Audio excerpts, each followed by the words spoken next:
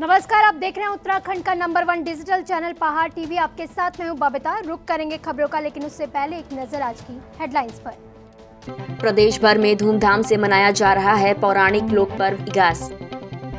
थराली ग्वालदम राष्ट्रीय राजमार्ग पर ऑल्टो कार हुई दुर्घटनाग्रस्त, चालक हुआ घायल।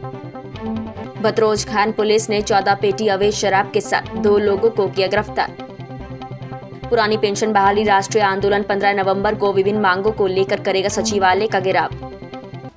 कांग्रेस और बीजेपी के नेताओं की बयानबाजी से साफ हो गया है कि उत्तराखंड विधानसभा चुनाव 2022 में इस बार हिंदू मुस्लिम कार्ड पर खेला जाएगा। इस बार विवाद इगास की छुट्टी को लेकर शुरू हुआ है, जिस पर हरीश रावत ने भी टिप्पणी दी थी। ऐसे में अब हरीश रावत की टिप्पणी पर सीएम पुष्कर सिंह धामी ने भी तंज कसा है। दरअसल सीएम धामी इन दिनों कुमाऊं के दौरे पर हैं। शनिवार को सीएम अपने पैतृक गाँव में पहुंचे थे। यहाँ एक जनसभा को संबोधित करते हुए उन्होंने कहा कि इगास की छुट्टी दी तो लोग कहने लगे कि इगास तो रविवार को है। इसके बाद हमने सोमवार की छुट्टी दे दी, लेकिन हरीश रावत का नाम लिए बिना सीएम धामी ने कहा कि इन्होंने तो शुक्रवार को छुट्टी की थी। ये सब जानते हैं क्योंकि उस दिन नमाज पढ़नी थी। रुद्रप्रयाग में एएनएम कर्मियों ने अपनी मांगों को न माने जाने पर कल सीएमओ ऑफिस में सांकेतिक धरना दिया और कार्य बहिष्कार की चेतावनी दी है। दरअसल पूरा मामला ये है कि जब कोरोना काल में अस्पतालों में स्टाफ की बेहद कमी थी, तो रुद्रप्रयाग स्वास्थ्य विभाग ने एएनएम की भर्ती निकाली थी, जिसमें 26 लोग नियुक्त किए गए थे और इन्होंने बेहतर सेवाएं अपनी प्रदान की थी। लेकिन अब इनका कहना है कि कोरोना काल में जब कोई अपने घर से बाहर नहीं निकल रहा था, ऐसे समय में हमने कार्य किया और आज विभाग द्वारा हमको निकाला जा रहा है। आखिर हमारे साथ क्यों ये छलावा किया जा रहा है? अब टीएनएम कंपनी के द्वारा नई भर्ती की जा रही है, जो न्याय संगत नहीं है। यदि जल्द ही स्वास्थ्य विभाग द्वारा हमें ठोस आश्वासन नहीं दिया गया, हम सभी लोग अपने कार्य का संपूर्ण बहिष्कार करेंगे और भूख हड़ताल कर अपनी मांगों को रखेंगे। जब हमें रखा गया था कोरोना काल में, उस टाइम पे गांव के गांव सील हो रहे थे जी। हमें उस टाइम पे रखा विदाउट इंटरव्यू जी। अगर इनको उस टाइम पे इंटरव्यू लेना तो लेते जी। हम 26 ही लड़कियों को क्यों रखा? इंटरव्यू लेते। हमने बिना छुट्टी और बिना सैलरी के काम किया है। हम ऐसे कितनी ही लड़कियां ऐसे जिनको डे फर्स्ट से अभी तक सैलरी नहीं मिली, 6 महीने हो गए। जब आज वो सेंटर देने की बारी आई, तो सेंटर देने के लिए वो बोल रहे हैं कि हम किसी दूसरी कंपनी से किसी और लड़कियों को रख देंगे। हम लोग कहाँ जाएं? बिना छुट्टी के हमने काम, बस दीपावली की 2 छुट्टियां मिली है हमें इन पूरे 6 महीनों में। हम कहाँ जाएं? संडे मंडे हमारे लिए कुछ नहीं है, हमारे लिए सैलरी भी नहीं है। और जब सेंटर देने की बारी आई, तब ये किसी और को रख रहे हैं। अगर हमारी मांगे पूरी नहीं होती हैं, हम कार्य बहिष्कार करेंगे और स्ट्राइक करेंगे। हम यहाँ पे एएनएम कार्य करते हैं। जब इनको ज़रूरत थी, स्वास्थ्य विभाग को ज़रूरत थी, तब इन्होंने बिना मतलब ऐसे ही हमें रखा उसमें कोरोना काल में। तब उन्होंने कुछ नहीं देखा इसमें जी। लेकिन आज जब ये इनका काम पूरा हो गया है, ये हमें हटा रहे हैं और हमारी जगह ये टीएनएम के थ्रू और लड़कियों को रख रहे हैं जी। तो मांग ये है कि ये हम ही को इन्हीं में समायोजित किया जाए। लोगों को यहाँ पे उपनल के थ्रू रखा गया था कोविड वैक्सीनेशन के लिए जी। लेकिन अभी ये लोग जो है टीएम एक प्राइवेट कंपनी है, आउटसोर्स कंपनी, तो ये इसमें सभी लोगों को मतलब नई भर्ती करवा रहे हैं, इंटरव्यू करवा रहे हैं। लेकिन जब हम लोगों को रखा था तब कोई इंटरव्यू नहीं हुआ था। उस टाइम पे हम लोगों को सीधे इन्होंने डायरेक्ट रख लिया था। और अब अगर ये ऐसा करते हैं, उनको रखते हैं और हमें हटाते हैं, तो ये तो हमारे साथ पता है एक तरफ से शोषण हुआ हमारा जी। तो हम ये चाहते हैं कि बस आप रखो, टीएनएम को आपको रखना है आप रखिए, हमें कोई प्रॉब्लम नहीं है। बस केवल ये है कि हम लोग जिसमें हैं हमें उसमें ही रखा जाए। कल उप जिलाधिकारी, तहसीलदार और लोक निर्माण विभाग के अधिकारी गण घोलतीर कोट की मोटर पुल निर्माण के लिए अनशन पर बैठे। अंदीप नेगी के अनशन स्थल पर अनशन तोड़वाने आए थे, लेकिन अंदीप नेगी ने इस नेक काम के लिए अनशन तोड़ने से मना कर दिया और जब तक कार्य शुरू नहीं होता तब तक अनशन जारी रखने की बात कही। छठ पूजा के दिन ट्रेन की चपेट में आने से 2 मासूम बच्चों की दर्दनाक मौत हुई, जिसके चलते लक्सर क्षेत्र के लोगों ने इन बच्चों के फोटो के सामने मोमबत्ती जलाकर इनको श्रद्धांजलि अर्पित की। आपको बता दें, छठ पूजा के दौरान अपने परिवार के साथ छठ पूजा कार्यक्रम स्थल जाते समय 12 वर्षीय दीपांशु और 18 वर्षीय उसकी बहन आरुषि रेलवे लाइन पार करते समय ट्रेन की चपेट में आ गए थे, जिसके चलते दीपांशु की मौके पर ही मौत हो गई। वहीं आयुषी की भी इलाज के दौरान मौत हो गई। कल लक्सर ओवरब्रिज के नीचे एक श्रद्धांजलि सभा का आयोजन किया गया, जिसमें क्षेत्र के लोगों ने दीपांशु और आयुषी के फोटो के सामने मोमबत्ती जलाकर उन्हें अपनी श्रद्धांजलि अर्पित की। इन स्थानीय लोगों का कहना है कि यह घटना यहां रेलवे लाइन का अंडरपास न होने से हुई है। यदि यहां अंडरपास बना होता तो इतनी बड़ी घटना शायद आज नहीं घटती। मेरा आप लोगों से यही कहना है कि जब तक यहाँ से ये जो अंडरब्रिज नहीं बनने का ना, मैं भूखहड़ताल की अपनी खत्म कर। सरकार से मेरा यही अनुरोध है कि ये अंडरब्रिज बना दे और लोगों को रास्ता दे दे, मैं अपनी दुकान पर जाकर बैठ जाऊँ।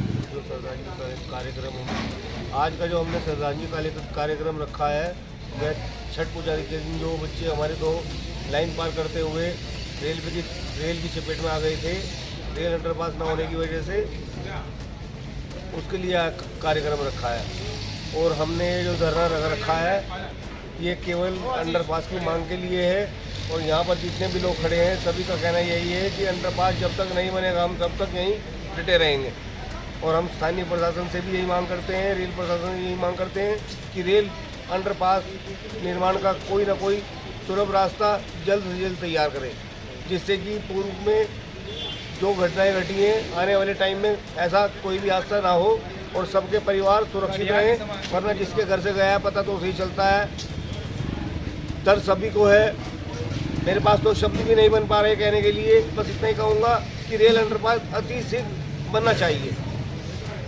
पूजा के दिन 2 बच्चे हमारे ट्रेन की चपेट में आ गए और बुरी तरह से घायल हो गए थे, जिसमें से एक बच्चे ने तो पहले दिन दम तोड़ दिया था और आज दूसरे बच्चे ने भी दम तोड़ दिया है। तो हम सब यहाँ पर समाज के लोग इकट्ठा हुए और आज हमने श्रद्धांजलि कार्यक्रम यहाँ धरना स्थल पर आयोजित किया। ये धरना परसों शाम तय किया गया था और कल सुबह से हम लोग यहाँ धरने में बैठे थे। हमने 1.5 महीने पहले भी यहाँ पर धरना दिया था इसी स्थान पर और उस समय एसडीएम महोदय ने ज्ञापन लेने के बाद हमें कहा था कि हम त्वरित कार्रवाई करके रेल अंडरपास का मार्ग प्रशस्त करेंगे।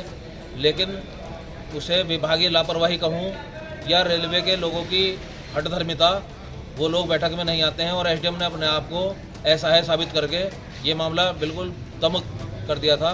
लेकिन जब बच्चों की मृत्यु हुई है, समाज में चित्कार उठ गई है। सारा समाज लक्सर के क्षेत्र का जो कर्मचारी से संबंधित लोग हैं सब रो रहे हैं और बड़े दुख का विषय है। प्रशासन कल सुबह से अभी तक यहाँ पर हमारी सुध लेने नहीं पहुँचा है। हम भारत सरकार से मांग करेंगे कि यहाँ के डीआरएम और एसडीएम को इन हत्याओं का दोषी मानते हुए इनके विरुद्ध कोई कानूनी कार्रवाई करें और यहाँ पर जल्दी से जल्दी ये रेल का अंडरपास बनाने के मार्ग प्रशस्त करें। ओम। ग्वालदम राष्ट्रीय राजमार्ग पर एक ऑल्टो कार 500 मीटर गहरी खाई में जा गिरी। स्थानीय लोगों की सूचना पर पुलिस प्रशासन ने मौके पर पहुंच स्थानीय लोगों की मदद से घायल व्यक्ति का रेस्क्यू कर 108 की मदद से सामुदायिक स्वास्थ्य केंद्र थराली भिजवाया। वहीं थाना अध्यक्ष थराली ध्वजवीर सिंह पवार ने बताया कि एक ऑल्टो कार थराली से लोल्टी जा रही थी, जो अचानक बेनौली से 200 मीटर आगे अनियंत्रित होकर 500 मीटर गहरी खाई में जा गिरी, जिसमें कार चालक विजय सिंह नेगी निवासी सीमलखेत थाना चौखुटिया जिला अल्मोड़ा गंभीर रूप से घायल हो गया। घायल व्यक्ति को प्राथमिक उपचार के लिए हायर सेंटर रेफर कर दिया गया है। लगभग 10:30 बजे एक वाहन दुर्घटना की सूचना आई थी। थराली से ग्वालदम की तरफ एक वाहन दुर्घटना हुई है। इस सूचना पर जब पुलिस फोर्स के साथ हम मौके पर पहुंचे, एक वाहन जो थराली से ग्वालदम की तरफ जा रहा था ऊपर से अनियंत्रित होकर सड़क से नीचे गिर गया, जो करीब 100 मीटर नीचे गिरा। आदमी इसमें एक ही था जो चालक था, उसको बाहर निकालकर 108 के माध्यम से पहुँचाया गया, जिसकी हालत चालक का नाम विजय सिंह नेगी है और ये अल्मोड़ा का रहने वाला है। यहाँ लोल्टी में अपने रिश्तेदारी में आया है। बाल दिवस समारोह के तहत कार्यक्रमों के दौरान आयोजित प्रथम सोपान और द्वितीय सोपान शिविर के समापन अवसर पर हल्द्वानी के उपजिलाधिकारी मनीष कुमार सिंह द्वारा बच्चों को संबोधित करते हुए अपने विद्यालय परिसर के सौंदर्यीकरण से ही कार्यों को व्यवहारिक रूप में बदलने का आह्वान किया। शैक्षिक नवाचार और रचनात्मक प्रयासों के तहत अटल उत्कृष्ट राजकीय इंटर कॉलेज हल्दूचोर के स्काउट गाइड रोवर रेंजर द्वारा विभिन्न पर्यावरणीय प्रयास किए जा रहे हैं। कार्यक्रम को सफल बनाने में group leader doctor Himanshu Pandey, scout master J C Pandey सहित विद्यालय के विभिन्न शिक्षकों और innovative out guide open group के स्वयं सेवकों द्वारा योगदान दिया गया। मुंसियारी महोत्सव कराने को लेकर मुंसियारी महोत्सव समिति के अध्यक्ष राजू पांगदी के नेतृत्व में तमाम पदाधिकारियों ने मुंसियारी में बैठक की। साथ ही जौहर क्लब खेल मैदान को लेकर भी जौहर क्लब के अध्यक्ष केदार सिंह मरतोलिया और अन्य पदाधिकारियों के साथ भी चर्चा की गई। साथ ही आगामी 2 दिसंबर से मुंसियारी महोत्सव कराने के लिए सहमति बनी। डोईवाला के जोली ग्रांट में स्थित स्वामी राम हिमालयन यूनिवर्सिटी और हिमालयन हॉस्पिटल के संस्थापक स्वामी राम की महासमाधि की 26वीं पुण्यतिथि पर आयोजित हुए आराधना और श्रद्धांजलि कार्यक्रम में केंद्रीय रक्षा राज्य मंत्री अजय भट्ट ने कार्यक्रम का शुभारंभ दीप प्रज्वलित कर स्वामी राम को श्रद्धांजलि देकर किया। इस अवसर पर केंद्रीय मंत्री अजय भट्ट और यूनिवर्सिटी के कुलपति डॉक्टर विजय धस्माना ने कैलेंडर 2022 का विमोचन किया। विश्व की धरोहर है, जिस तरह से उन्होंने एक शंकराचार्य के बाद इतना बड़ा प्रकल्प खड़ा किया, मानव की सेवा करने की मन में ठानी, और आज आप देख रहे हैं कि उनके अनुयायी लगातार आगे बढ़ रहे हैं। मेडिकल साइंस में तो इतना बड़ा प्रकल्प यहाँ खड़ा हो गया, इतना बड़ा हॉस्पिटल, यूनिवर्सिटी खड़ी हो गई अब तो विभिन्न प्रकार से, लेकिन गांव घरों के अंदर 500 से ज़्यादा जगहों पर आपने पानी दे दिया है, 14,000 से ज़्यादा आपने शौचालय दे दिए हैं। इसी तरह से आपने करीब करीब 1,000 लोगों को होम स्टे की आप ट्रेनिंग दे रहे हैं और हाथ पकड़ के कह रहे हैं नहीं आप पलायन मत करिए, आप खड़े होइए। इससे बड़ी बात क्या हो सकती है। और 74,000 लोगों की सेवा आपने करी यहाँ पर। अभी जब कोरोना आया था, जब लोगों ने हाथ खड़े कर दिए थे, तो उस समय यहाँ पर जॉली ग्रांट हॉस्पिटल आपका यानी कि मेडिकल कॉलेज जो पूरा है, इसके लिए तहे दिल से स्वागत करते हुए आगे बढ़ा और डेडिकेशन के साथ काम किया लोगों ने। इसलिए मैं बधाई देता हूँ। जो स्वामी राम जी ने पौधा जो लगाया था, एक संत के हाथ का, एक डॉक्टर के हाथ का जो पौधा लगा था, विदेशों से पैसा ला के उन्होंने यहाँ पर जो पौधा रोपण किया था, आज वो फलित हो गया है, आज वो बट वृक्ष बन चुका है। समाज सेवा के लिए विनोबा भावे बड़ी बात है। जो विनोबा भावे आश्रम को उनके जो कार्यकर्ता हैं उनको जो सम्मानित किया गया है, वास्तव में उनकी सेवा का सही मूल्यांकन किया गया है। इसके लिए भी मैं पूरे इंस्टीट्यूशन को बधाई देता हूँ। Thank you sir. Swami Ram ji ने आज के ही दिन 1996 में अपना नश्वर शरीर त्यागा था और उसके बाद हम हर साल ये जो 13 नवंबर का दिवस होता है, एक श्रद्धांजलि दिवस के रूप में हम लोग तब से 1997 से मनाते आ रहे हैं यहाँ पे। और हम सब लोग इकट्ठा होकर उनको याद करते हैं, उनको अपनी श्रद्धांजलि देते हैं। उनके नाम से हम लोगों ने एक स्वामी राम मानवता पुरस्कार जो शुरू किया था 2003 से, लगातार प्रतिवर्ष उसको हम देते आ रहे हैं। आज वो पुरस्कार विनोबा आश्रम शाहजहाँपुर को मिला है और हमारा ये प्रयास रहता है कि ऐसे लोगों को चुना जाए जो लोग धरातल पर समाज के लिए उत्कृष्ट कार्य कर रहे हैं। स्वामी जी को विदेशों में स्वामी राम जी ने ऐसे समय में योग को एक अंतर्राष्ट्रीय स्तर पर पहुंचाया। उस समय मीडिया तो बहुत ज़्यादा था नहीं, और 1968 और 69 में जो सारी तपस्या का उन्होंने योग विज्ञान का जो पराकाष्ठा उनको थी, उसमें आजकल के योगी मुझे नहीं लगता कोई हिंदुस्तान में इस तरह का योगी होगा। मैं गारंटी के साथ कह सकता हूँ।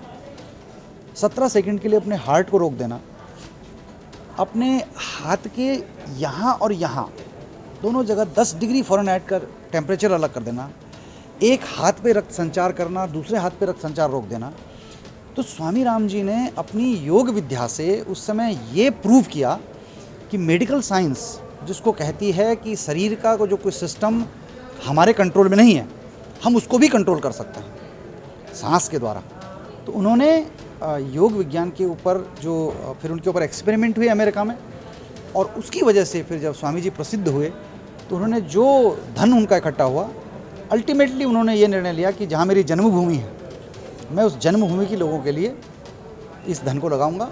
और वो अपना सब कुछ संस्था के लिए छोड़ गए, अपने किसी भी परिवार के मेंबर को किसी को कुछ नहीं दिया, सब कुछ संस्था के लिए छोड़ करके जन सेवा के लिए छोड़ गए।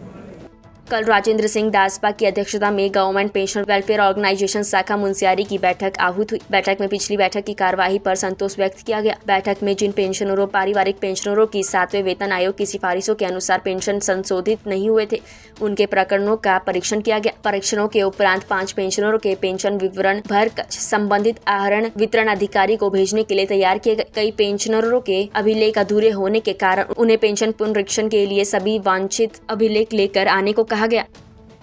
आम आदमी पार्टी के सीएम प्रत्याशी कर्नल अजय कोठियाल कल जिला मुख्यालय पौड़ी पहुंचे। पौड़ी पहुंचने पर उनका जोरदार स्वागत किया गया। इस दौरान उन्होंने रोड शो और रामलीला मैदान में जनसभा को संबोधित किया। उन्होंने इस बार विधानसभा चुनाव में आम आदमी पार्टी के पक्ष में मतदान करने की अपील लोगों से की। इससे पहले उनके द्वारा लक्ष्मी नारायण मंदिर से बस स्टेशन धारा रोड से होते हुए रामलीला मैदान तक रोड शो का आयोजन किया गया।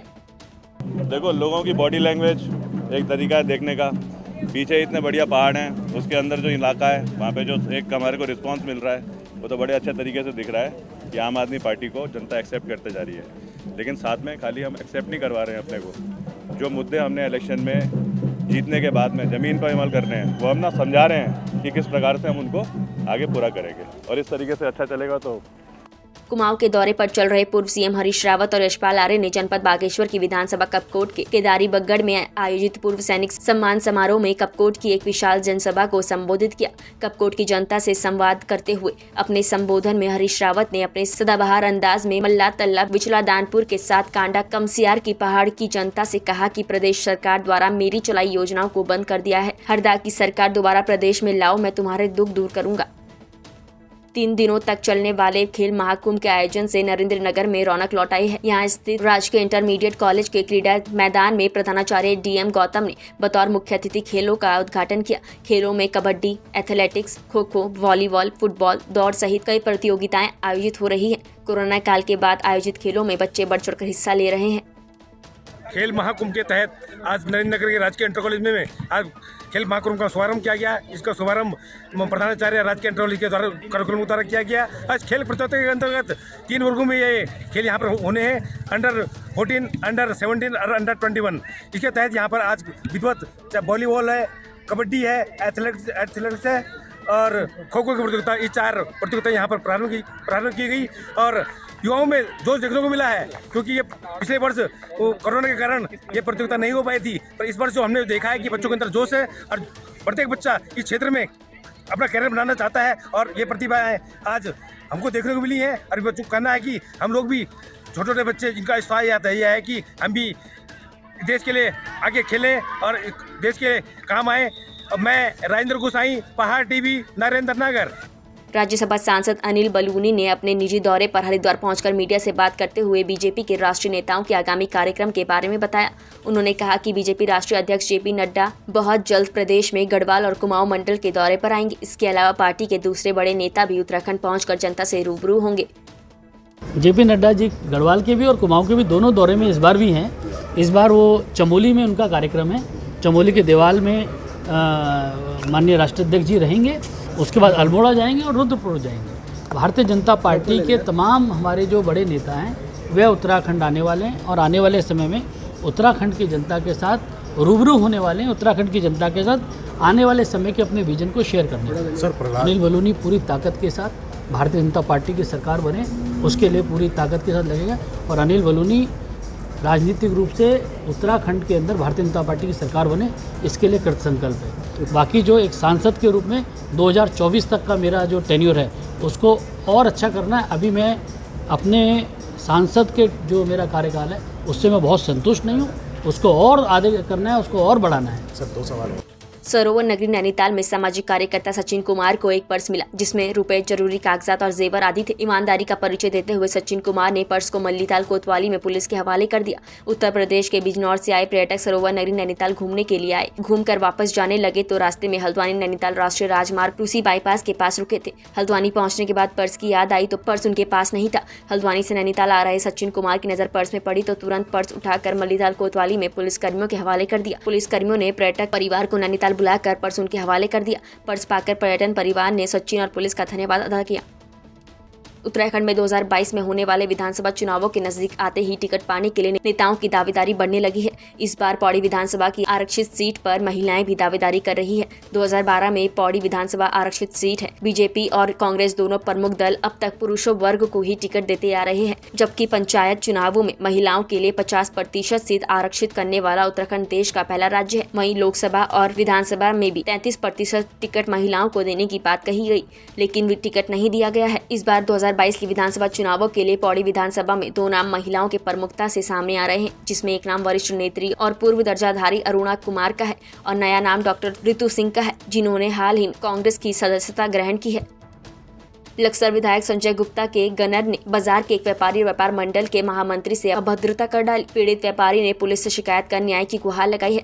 पुलिस को दिए गए शिकायत पत्र में व्यापार मंडल के महामंत्री आशीष कुमार अग्रवाल ने बताया कि व्यापार मंडल के अध्यक्ष मनोज वर्मा के साथ वह लक्सर के विधायक संजय गुप्ता से मिलने डॉक्टर अविनाश के हॉस्पिटल के पास गए थे, जहाँ मनोज वर्मा तो विधायक संजय गुप्ता से बातचीत कर रहे थे कि अचानक विधायक संजय गुप्ता का गनर नरेंद्र राणा इनसे बदतमीजी और गाली गलौज करने लगा। उनका आरोप है कि शराब के नशे में धुत गनर जब उनके साथ मारपीट करने को उतारू हो गया, लेकिन तभी मौके पर मौजूद व्यापार मंडल के अध्यक्ष मनोज वर्मा, कृष्ण बलदेव, राजकुमार वर्मा और अन्य कुछ व्यक्तियों ने बीच बचाव करवाया। मैं फिलहाल नगर में महामंत्री हूँ व्यापार मंडल में।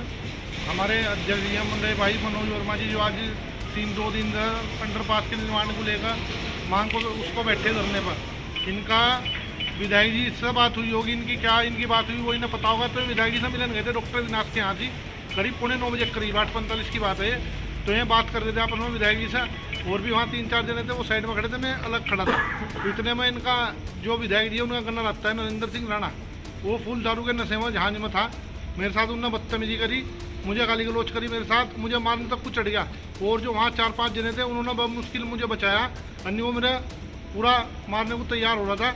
मैंने इसी की तुरंत सूचना सीओ साहब को दी। सीओ साहब और इस टाइम वो थे, क्या नाम है, मैंने इसकी तहरीर तैयार कर ली। मैं पुलिस शिकायत प्रकोष्ठ में उसकी शिकायत करने जा रहा हूँ। 1 लक्सर थाने में भी तहरीर दूंगा मैं उसके खिलाफ। अगर उस पर नहीं कानूनी कार्रवाई हुई तो फिर मैं 156(3) में कोर्ट से मुकदमा दर्ज करवाऊंगा, उसके खिलाफ कार्रवाई करवाऊंगा।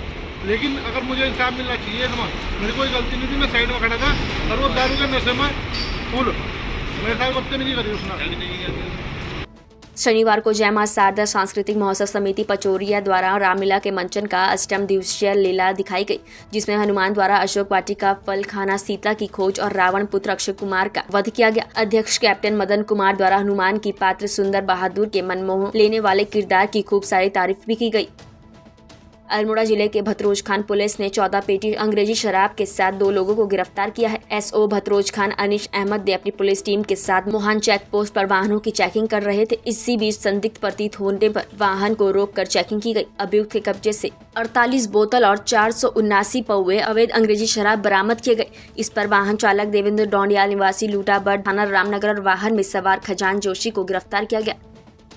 बुग्गावाला थाना क्षेत्र के गोकुलवाला गांव में ग्रामीणों में हुआ खूनी संघर्ष। मामूली कहासुनी के बाद हुए खूनी संघर्ष में दबंगों ने पथराव और घर में घुसकर जानलेवा हमला किया। हमले में करीब 8 से 10 लोग गंभीर रूप से घायल हुए हैं। झगड़े का एक वीडियो भी सोशल मीडिया पर खूब वायरल हो रहा है। स्थानीय पुलिस मामले की जाँच में जुटी है और घायलों का उपचार किया जा रहा है। रामचंद्र उनियाल पीजी कॉलेज उत्तरकाशी में राज्य स्थापना के तहत शनिवार को सामाजिक, सांस्कृतिक और खेल के अनेक कार्यक्रम आयोजित किए गए। इसी क्रम में छात्र छात्राओं के बीच मतदाता जागरूकता अभियान चलाया गया। प्रधानाचार्य प्राचार्य डॉक्टर परमार ने छात्रों को मतदान का महत्व और मतदाता के अधिकारों के बारे में अवगत करवाया। साथ ही तंबाकू नियंत्रण कार्यक्रम के तहत महाविद्यालय में गोष्ठी आयोजित की गई। नोडल अधिकारी डॉक्टर डी पैन्यूली ने छात्रों को नशे के नुकसान और इससे बचने के उपाय बताए।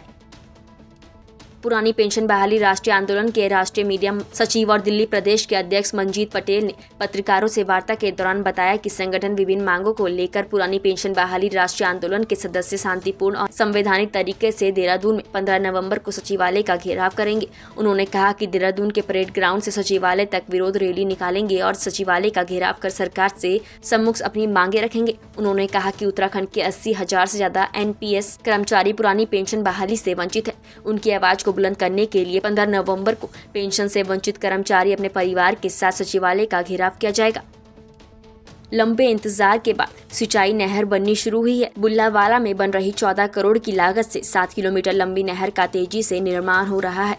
किसानों को पानी देकर नहर की टेस्टिंग हो रही है। पूर्व मुख्यमंत्री और डोईवाला के विधायक त्रिवेंद्र सिंह रावत का लोगों ने धन्यवाद किया। अंडरग्राउंड नहर और सड़क बनने से दुर्घटनाओं पर रोक लगेगी। ये नहर का कार्य अंडरग्राउंड हो रहा है। इसमें पूर्व मुख्यमंत्री त्रिवेंद्र सिंह रावत जी के द्वारा काफ़ी धनराशि स्वीकृत की गई थी, जिसके द्वारा यह कार्य शुरू हुआ है और काफ़ी कार्य आधे से ज़्यादा ख़त्म भी हो चुका है और पाइप अंडरग्राउंड पड़ गए हैं। और जो लोगों को थोड़ी दिक्कत हो रही थी पानी की, पानी भी नहर में आ गया है। 18-19 नंबर तक हमारे 25 नंबर तक के कुलावे हैं। यहाँ पे 18-19-20 नंबर तक पानी चल गया है नहर में और 2-4 कुलावे हैं आगे, उनमें भी पानी 5-7 दिन में चल जाएगा। ठेकेदार से वार्ता हो गई है, वो लगे हुए हैं, उसको जल्द से जल्द ही सारे सिंचाई के कार्य पूरे कर लिए जाएंगे। और काम बहुत बढ़िया हो रहा है, काम ठीक हो रहा है, काम में कोई दिक्कत नहीं है कहीं पे भी। पहाड़ टीवी में फिलहाल के लिए बस इतना ही। उत्तराखंड की बड़ी और तमाम खबरों के लिए आप देखते रहिए पहाड़ टीवी। नमस्कार। है बेखौफ उम्मीद का रंग।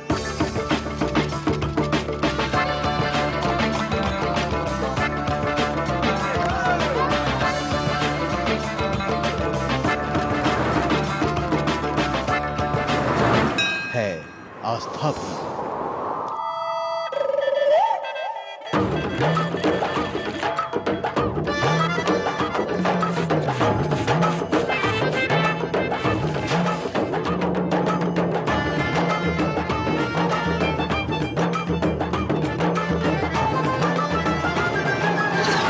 ये है मेरा उत्तराखंड।